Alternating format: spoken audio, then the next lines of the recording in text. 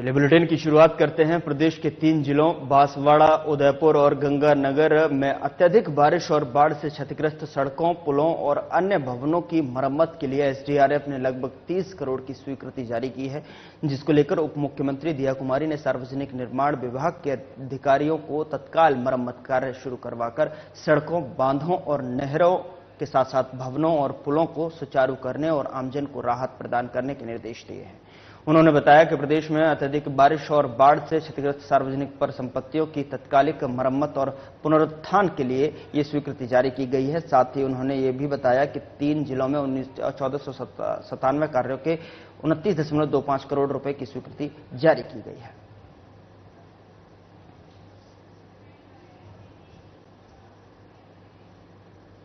उधर उनियारा उपखंड क्षेत्र में कांग्रेस नेताओं का दौरा रहा। आपको बता दें कि जहां अलीगढ़ कांग्रेस की बैठक का आयोजन किया गया, जिसमें टोंक सवाई माधोपुर सांसद हरीश मीणा, कांग्रेस प्रदेश महासचिव और विधायक प्रशांत शर्मा ने संबोधित किया है। और आपको बता दें कि इस दौरान विधानसभा उपचुनाव में कांग्रेस की जीत को लेकर कार्यकर्ताओं को मंत्र दिया गया। बैठक में कांग्रेस कार्यकर्ताओं ने भारी उत्साह भी देखा गया है। आपको बता दें कि वहीं कांग्रेस को जिताने के लिए कार्यकर्ताओं को एकजुटता का संदेश भी दिया गया। इस दौरान टोंक सवाई माधोपुर सांसद हरीश मीणा और विधायक प्रशांत शर्मा ने कहा कि उपचुनाव में सरकार से लड़ेंगे और कांग्रेस उपचुनाव में जीत दर्ज करेगी। मौके पर बड़ी संख्या में कार्यकर्ता मौजूद है।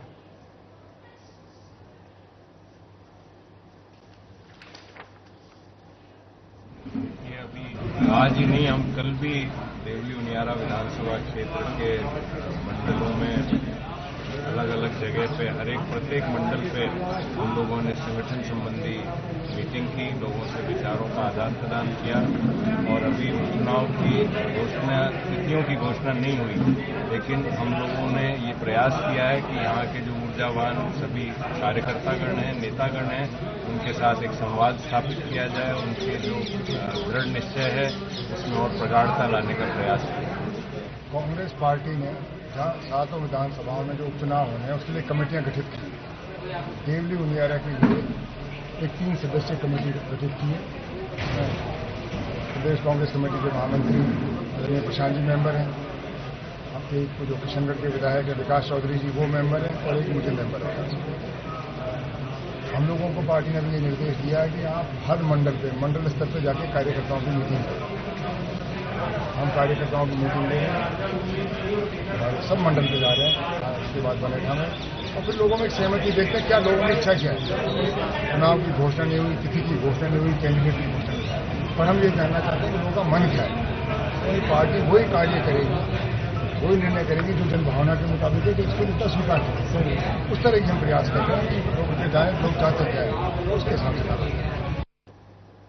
उधर अजमेर जिले में दरगाह को भगवान श्री संकट मोचन महादेव मंदिर घोषित करने की मांग को लेकर दायर वाद और आज न्यायालय में सुनवाई हुई है। हिंदू सेना के राष्ट्रीय अध्यक्ष विष्णु गुप्ता की ओर से दायर इस मामले में न्यायालय ने वादी के क्षेत्राधिकार पर सवाल उठाते हुए निर्देश दिया कि ये मामला उपायुक्त अदालत में नए सिरे से पेश किया जाए। वादी के वकील शशि रंजन ने जो है कहा है कि विवाद को संबंधित कोर्ट में ट्रांसफर करवाने के लिए डीजे कोर्ट में जो है एक प्रार्थना पत्र पेश करेंगे। वहां से निर्णय होगा कि ये मामला किस न्यायालय में जाएगा। इस बीच दिल्ली से आए अधिवक्ता अजमेर के वरिष्ठ वकीलों से मार्गदर्शन ले रहे हैं ताकि मामले को सही दिशा में आगे बढ़ाया जा सके। माना जा रहा है कि वादी की ओर से 1-2 दिन में डीजे कोर्ट में प्रार्थना पत्र पेश किया जाएगा।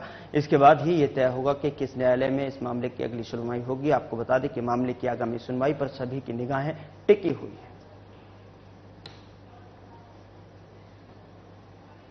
दाखिल किया गया, उस पे सीनियर सिविल डिवीजन 2 में सुनवाई हुई, जबकि 3 में होनी थी। 3 छुट्टी पे मजिस्ट्रेट, ड्यूटी मजिस्ट्रेट उनके पास हुई, लेकिन ये जो फाइल है संबंधित जो मजिस्ट्रेट है उनके पास जानी थी, लेकिन यहाँ आई है। हम डीजे के पास इसको एक एप्लीकेशन मूव करेंगे कि हमारी जो फाइल है वो संबंधित जो अधिकारी है, जो मजिस्ट्रेट है, जो इस मामले को सुनेंगे उनके पास ट्रांसफर की जाए। उस एप्लीकेशन पे सुनवाई के बाद फिर ये मामला कहाँ, कौन सा जज, कौन मजिस्ट्रेट सुनेगा, ये उसके बाद तय होगा। क्या वाद दायर किया? वाद दायर किया है कि अजमेर दरगाह जो है भगवान शिव का मंदिर है, उसको लेके हमने साक्ष्य दाखिल किए हैं सारे। हर विलास शारदा जो यहाँ म्यूनसिपालिटी कमिश्नर भी थे अजमेर में और सेशन जज है, उनकी बुक में साफ साफ बहुत सारे साक्ष्य दिए गए हैं। और जो अंदर बुलंद दरवाजा है वो सब हिंदू मंदिर और जैन मंदिर को तोड़ के वो वहाँ बनाया गया है। इशू ये डिक्लेरेशन का दावा हमने फाइल किया था अजमेर दरगाह को लेके, ये इशू था। अच्छा, अब आप क्या निर्णय कर रहे हैं, इस मामले में कहाँ जा रहे हैं? सबसे पहले तो हमारा ये होगा कि जिस कोर्ट को जुरिडिक्शन नहीं है उस कोर्ट में ये फाइल पहुंचे एंड फिर नोटिस इशू हो और ट्रायल प्रोसीड हो। अभी आपने जो बात दायर किया था वो कहाँ किया था, अब क्या करेंगे? हमने सिविल जज सीनियर डिवीजन में दायर किया था। अब हम एप्लीकेशन मूव करेंगे डिस्ट्रिक्ट जज साहब की कोर्ट में, वहां से फिर जो जुडिक्शनल कोर्ट है वहाँ एक केस ट्रांसफर होगा। अभी आज को होना है इसमें? नहीं, आज अब कुछ नहीं होना, जितना होना था हो गया। अब कब करेंगे आप? मोस्ट प्रोबेबली आज या कल में फाइल करेंगे। उधर अजमेर दरगाह में संकट मोचन शिव मंदिर का दावा मामले को लेकर अंजुमन सैयद जादगान के सचिव सरवर चिश्ती ने प्रेस कॉन्फ्रेंस कर बयान दिया है। उन्होंने कहा है कि ख्वाजा मोइनुद्दीन हसन चिश्ती पर प्रहार किया जा रहा है, आपको बता दें, जिसे हम बर्दाश्त नहीं करेंगे। वही उन्होंने कहा कि ये तमाम देशवासियों के सोचने की बात है कि दरगाह में हर धर्म और जाति के लोग आते हैं और प्रधानमंत्री भी यहां पर चादर चढ़ाते हैं। साथ ही उन्होंने बयान में दरगाह बम ब्लास्ट का जिक्र भी किया है। वहीं अजमेर कोर्ट में दावा पेश करने वाले वादी विष्णु गुप्ता ने के खिलाफ जो है क्रिमिनल का आरोप भी लगाया है।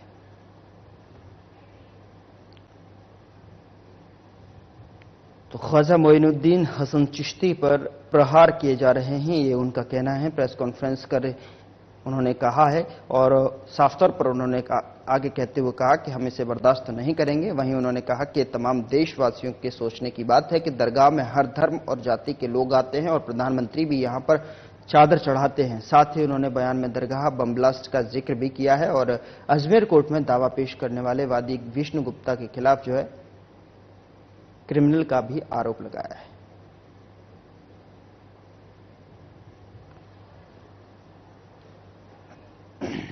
देखिए, आज जो हिंदू सेना के विष्णु गुप्ता ने, इसको मानता हूं कि सब कॉन्टिनेंट की सब में बड़े इस्लामिक इंस्टीट्यूशन हजरत ख्वाजा मोइनुद्दीन चिश्ती की दरगाह पे एक इन्वेजन मानता हूं। ये क्रिमिनल है। ये द हिंदू की रिपोर्ट है जो फरवरी 20, 2016 को 5:33 AM को अपडेट की गई।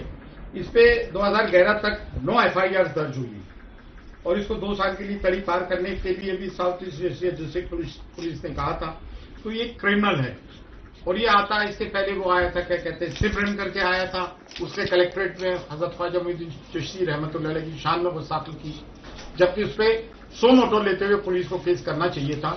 जबकि हमारा कोई बच्चा कुछ कर देता है तो उसमें 100 मोटो ले लेती है पुलिस और उसको 2-2 साल जेल भी भुगतना पड़ता है।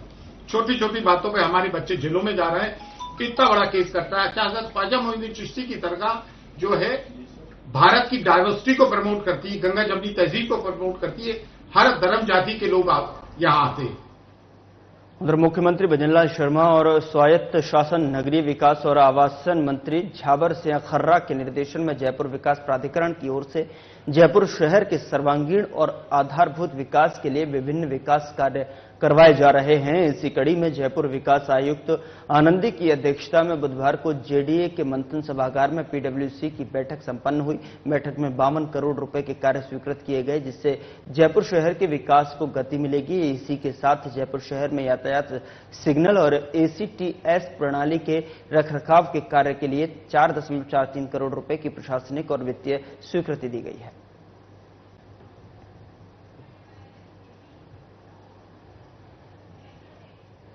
उधर डिस्कॉम्स चेयरमैन और जयपुर विद्युत वितरण निगम की प्रबंध निदेशक आरती डोगरा ने बुधवार शाम को जयपुर विद्युत वितरण निगम के भांकरोटा सब डिवीजन कार्यालय का निरीक्षण किया।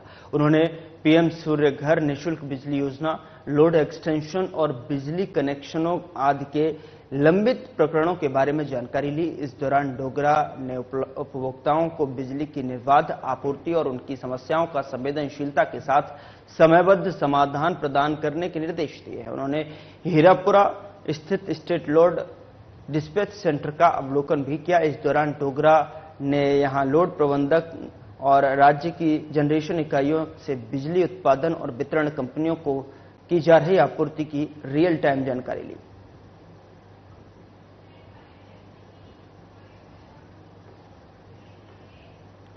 उधर टोंक जिले के एक निजी होटल में बीजेपी की ओर से पंडित दीनदयाल उपाध्याय की जयंती और पूर्व मंत्री प्रभुलाल सैनी के जन्मदिन के उपलक्ष्य में हजारों कार्यकर्ताओं को बीजेपी का सदस्य बनाया गया।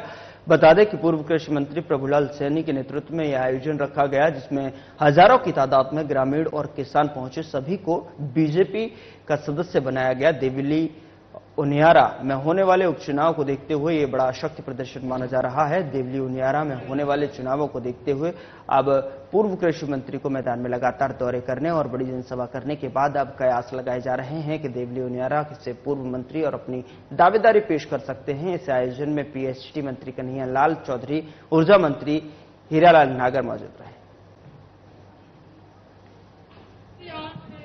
स्वच्छता सप्ताह चल रहा है। जो भाई भारतीय जनता पार्टी में विश्वास रखते हैं, मैं उनसे अपील करूंगा जिन्होंने भारतीय जनता पार्टी की सदस्यता ग्रहण कर ली है, इनको तो बहुत बहुत साधुवाद धन्यवाद देना चाहूंगा। और जो हमारी विचारधारा से जो रखते हैं, अभी हम लोग आप लोगों से अनुरोध करेंगे, प्रार्थना करेंगे कि हमारे माननीय मुख्यमंत्री भजनलाल जी शर्मा के द्वारा 1.25 करोड़ सदस्य भारतीय जनता पार्टी के प्राथमिक लक्ष्य दिया है। आज प्रत्येक बूथ पर कोशिश की जा रही है कि लगभग 100 सदस्य बने। बूथ में हमें 200 सदस्य बनाना है और मोदी जी का लक्ष्य है, प्रधानमंत्री जी का, कि पूरे देश में 10 करोड़ प्लस नए प्राथमिक सदस्य बने। उधर राजस्थान के चिकित्सा और स्वास्थ्य मंत्री गजेंद्र सिंह खीवसर ने इंस्टीट्यूट ऑफ कार्डियोवैस्कुलर साइंस के निर्माणाधीन भवन का अवलोकन किया है। उन्होंने भवन में चल रहे निर्माण कार्यों का गहन निरीक्षण किया और जल्द निर्माण कार्यों को जल्द पूरा कर फिनिशिंग वर्क नवंबर माह तक जो है पूरा करने के निर्देश दिए हैं। बता दें कि सवाई मानसिंह अस्पताल परिसर में निर्माणाधीन इंस्टीट्यूट ऑफ कार्डियोवैस्कुलर साइंस का संचालन दिसंबर 2024 से शुरू किया जाएगा। इस दौरान मंत्री ने अधिकारियों को निर्देश दिए कि सिविल कार्यों के साथ साथ इंस्टीट्यूट में स्थापित किए जाने वाले उपकरणों और जांच मशीनों की खरीद और स्थापना की कार्रवाई भी शीघ्र की जाए। उन्होंने टाइमलाइन निर्धारित कर ये कार्य पूरा करने के निर्देश दिए।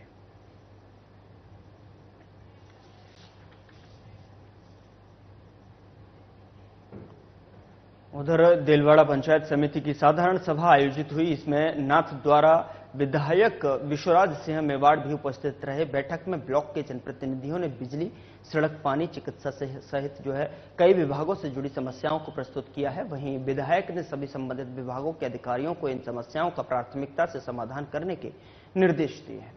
उन्होंने कहा है कि क्षेत्र में चल रहे सभी विकास कार्यों की नियमित मॉनिटरिंग की जाए और सुनिश्चित किया जाए कि ये कार्य तय समय सीमा के भीतर गुणवत्तापूर्ण तरीके से हो रहे हैं। इसी के साथ विधायक मेवाड़ ने जनप्रतिनिधियों की समस्याओं को गंभीरता से सुना और शीघ्र समाधान का आश्वासन दिया।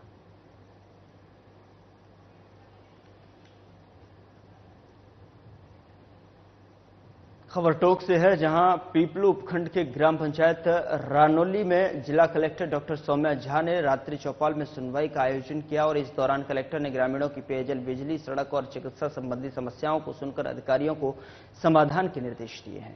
वहीं जनसुनवाई से पूर्व जिला कलेक्टर ने रानौली के मुख्य बाजार में जलभराव के कारण जमा कीचड़ से लोगों को हो रही परेशानी का मौके पर जो है जाकर निरीक्षण किया और साथ ही विकास अधिकारी राजेश्वरी यादव को 12 दिन में समस्या का स्थायी समाधान करने के निर्देश दिए। तत्पश्चात कलेक्टर ने राजकीय पशु चिकित्सालय, सामुदायिक शौचालय और निर्माणाधीन सामुदायिक भवन का भी निरीक्षण किया।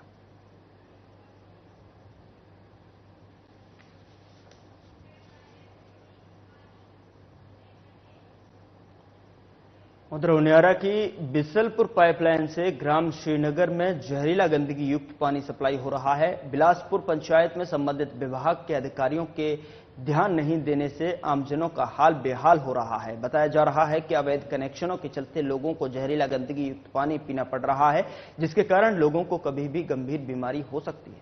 लेकिन इतना कुछ होने के बावजूद भी विभागीय अधिकारी गंभीर नजर नहीं आ रहे। तो तस्वीर आपके सामने टोक से है, जो आप देख सकते हैं कि पाइपलाइन के माध्यम से किस तरीके का जो है जहरीला पानी पीने को मजबूर हैं ग्रामीण, जिससे कि कभी भी जो है गंभीर बीमारियां जो है यहां पर दस्तक दे सकती हैं।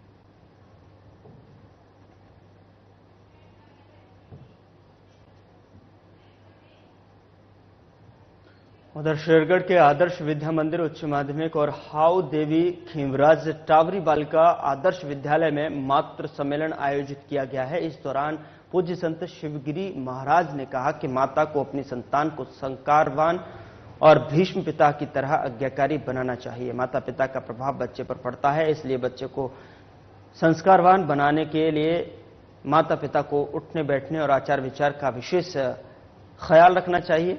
वहीं पूज्य संत शिवगिरी महाराज ने कहा कि माता की जिम्मेदारी है कि अपनी संतान को सभी जो है अभी वर्तमान के नशे से दूर रखें। और इसी के साथ मुख्य वक्ता संग्राम सिंह ने कहा कि विद्यालय में बच्चों को संस्कारवान शिक्षा दी जाती है, जिससे बालक मातृ और पितृ भक्त बने।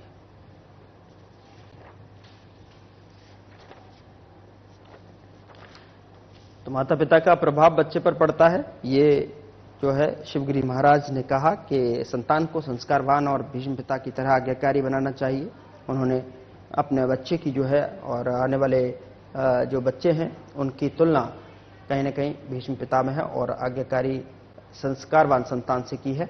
और माता पिता का भी काफी बच्चे पर प्रभाव पड़ता है, इसलिए बच्चे को संस्कारवान माता पिता के उठने बैठने और आचार विचार का विशेष ध्यान रखना चाहिए।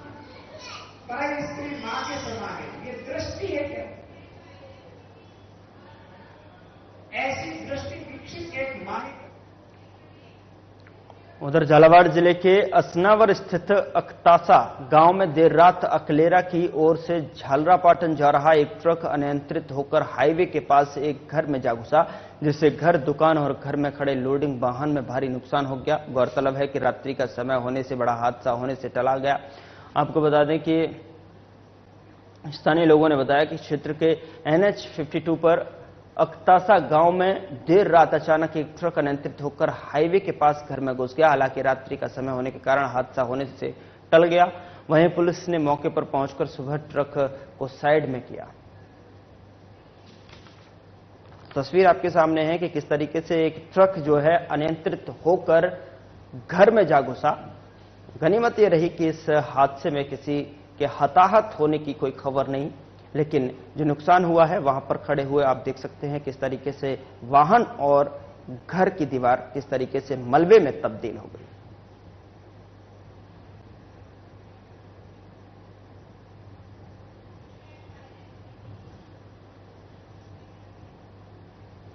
उधर लाडनू हाईवे पर करीब 5 किलोमीटर दूर बाकलिया गांव स्थित भैंस प्रजनन केंद्र के पास बुधवार को देर शाम एक युवक का शव मिलने से सनसनी फैल गई। इस शव की जानकारी वहां लकड़ी लेने पहुंचे एक व्यक्ति को लगी, जिसने वहां शव देखकर लोगों को सूचित किया और बाद में लोगों ने वहां पहुंचकर इसकी जानकारी स्थानीय पुलिस को दी। पुलिस ने मौके पर पहुंचकर घटनास्थल का जायजा लिया और साथ ही प्रथम दृष्टया से यह हत्या का मामला ही प्रतीत होता है। वारदात की जानकारी मिलने पर थाना अधिकारी लीलाराम ने के अलावा जो है पुलिस उपाधीक्षक विक्की नागपाल और अतिरिक्त पुलिस अधीक्षक हिमांशु शर्मा भी मौके पर पहुंच गए। फिलहाल पुलिस ने शव को कब्जे में लेकर अस्पताल की मोर्चरी में रखवा दिया है। मामले की जांच पड़ताल की जा रही है।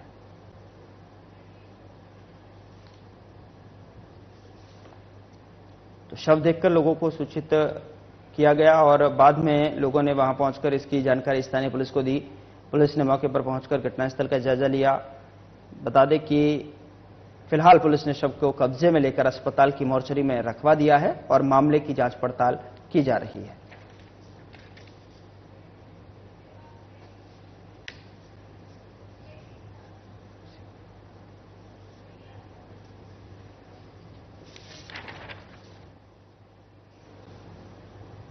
तो इस बीच बड़ी खबर राजसमंद से मिल रही है, जहां पर युवक का शव मिलने से इलाके में सनसनी फैल गई है। बड़ी खबर राजसमंद से आप तक पहुंचा रहे हैं। पानी से भरे हुए गड्ढे में युवक का शव मिला है। सूचना पर रेल मगरा पुलिस पहुंची मौके पर। पुलिस ने युवक की हत्या की आशंका जताई है। 2 दिन से घर से लापता था मृतक युवक। परिजनों ने रेल मगरा थाने में कराई थी गुमशुदगी की रिपोर्ट। उसके बाद जो है धनेरियागढ़ निवासी प्रभुलाल यादव के रूप में मृतक की पहचान की गई है। राजसमंद से इस वक्त की बड़ी खबर आप तक पहुंचा रहे हैं, जहां पर युवक का शव मिलने से इलाके में सनसनी फैल गई है। दरअसल पानी के भरे गड्ढे में युवक का शव मिला है, जिससे कि इलाके में सनसनी फैल गई है। 2 दिन पहले घर से लापता था मृतक युवक, जिसकी परिजनों ने रेल मगरा थाने में गुमशुदगी की रिपोर्ट दर्ज कराई थी।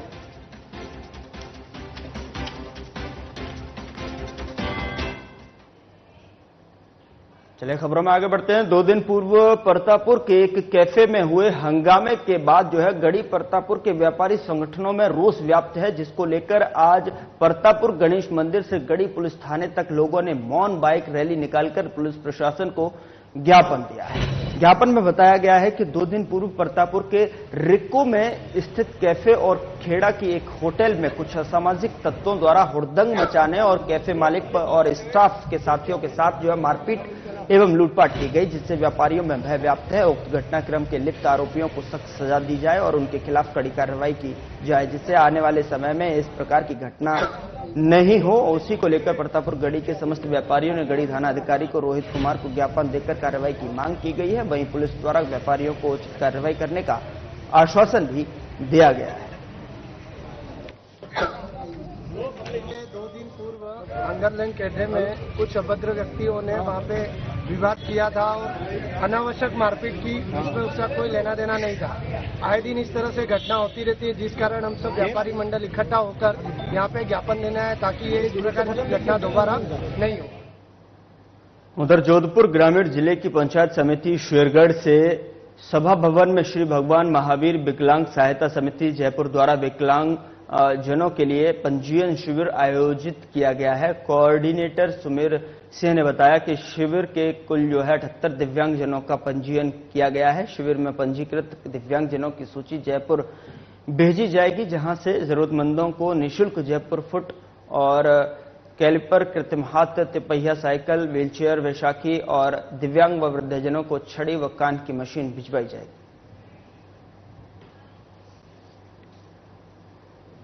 तो 78 दिव्यांगजनों का पंजीयन किया गया है। शिविर में पंजीकृत दिव्यांगजनों की सूची जयपुर भेजी जाएगी, जिससे कि वहां पर जरूरतमंदों को निःशुल्क जो है जयपुर फुट और कैलिपर, कृत्रिम हाथ, तिपहिया साइकिल, व्हीलचेयर, वैशाखी और दिव्यांग वृद्धजनों को छड़ी और कान की मशीन भिजवाई जाएगी। जरूरतमंद के हिसाब से जिस तरीके से जो है जो पंजीयन प्राप्त हुए हैं उसको लेकर 78 दिव्यांगजनों का पंजीयन किया गया है।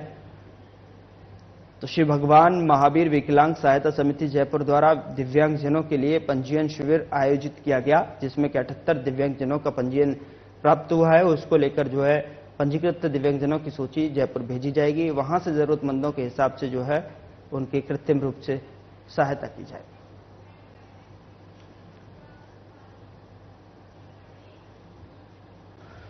उधर 68वीं जिला स्तरीय रग्बी फुटबॉल खेल प्रतियोगिता चाड़ावास में आयोजित हुई है, जिसके फाइनल मैच में राजकीय उच्च विद्यालय राणावास ने निप्पल रानी ब्लॉक को पराजित कर जिला स्तरीय प्रतियोगिता में जीत हासिल की है। जीत हासिल करने के बाद राणावास आगमन पर विद्यालय परिवार और समस्त अभिभावकों, ग्रामवासियों द्वारा खिलाड़ियों, दल प्रभारी पूजा शर्मा और कोच परमवीर सिंह का ढोल नगाड़ों के साथ में माला पहनाकर गुलाल तिलक से स्वागत अभिनंदन किया गया। इस दौरान गांव में हर्ष की लहर फैल गई। सभी ने मुंह मीठा कराकर खुशी का इजहार किया।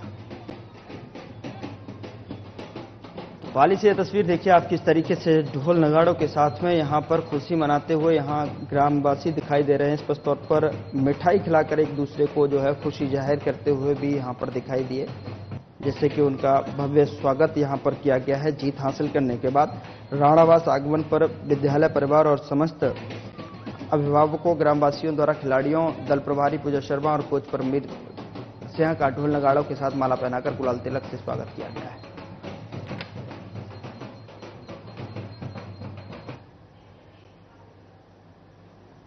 फिलहाल बुलेटिन में इतना ही। नमस्कार।